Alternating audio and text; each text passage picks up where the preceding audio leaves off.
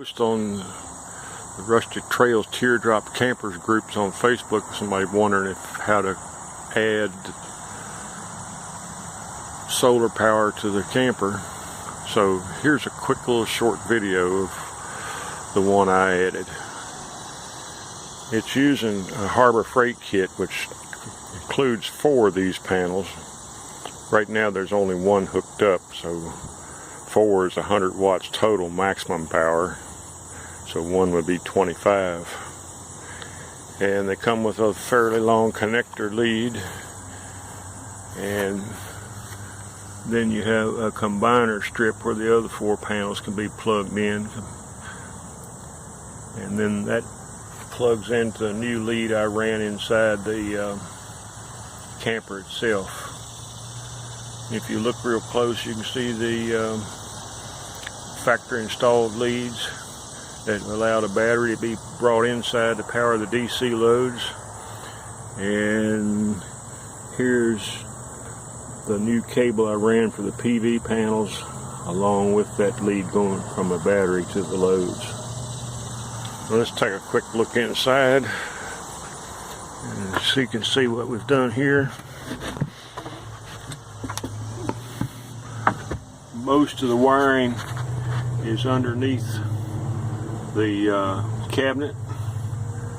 The one labeled Force is a factory installed 120 volt AC to 12 volt DC converter. The red box above it is basically a 3 amp battery charger used to keep the batteries up when plugged into shore power, not using the solar panels. And just to the left of the converter, you can see a switch mounted that allows you to switch between battery power and converter power to supply the DC loads. And most of the DC loads are exactly what was installed in the camper to begin with.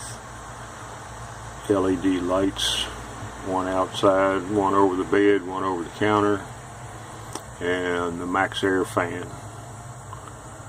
For other DC loads, a lighter socket assembly has been added to supply things like the refrigerator that's plugged in right now to it, and a USB charger to charge phones and power other USB powered devices. Down on the left side in the bottom, you can see 2 blue boxes, one labeled TB, which is a terminal board where a lot of the connections were made, and the other one labeled shunts.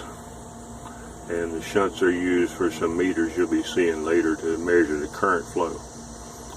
One from the solar panels and 2 to the loads. Just above those is the factory installed power strip.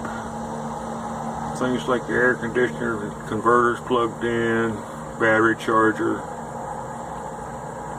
The power strip that's located above the cabinets. The blue box right above it is a 300 watt sine wave inverter.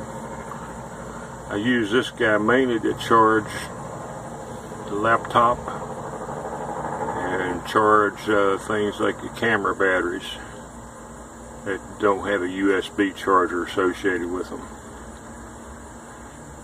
And it's only wired up, it's not wired up enough wiring to support the full 300 right now, but it never goes over 100 loads at present. I'll typically, when I use it, I'll unplug the power strip from the lower power strip and plug it into the inverter, so it puts the powers up the outlets on top of the cabinet from the inverter rather than shore power. The cables going, the wiring going up that's bundled into with tie wraps is the positive and negative leads from the PV panels to and from the battery and to the loads. When we go up top, you can see the factory installed power strip again. That's used to power up 120 volt loads if you're on shore power, or small 120 volt loads if you're on the inverter. Just above those are the metering and charge controller and the meters. The large black box on the left is the charge controller supplied with the Harbor Freight kit. It'll prevent from overcharging the battery. It'll also, you can set it up to function and disconnect the loads if the battery gets too low. The little tiny wiring is the signal wiring to the meters. It's basically telephone wiring. It doesn't take much wire just to handle the amount of current voltage to supply the signals to the meters. Top meter indicates is the PV panel coming in.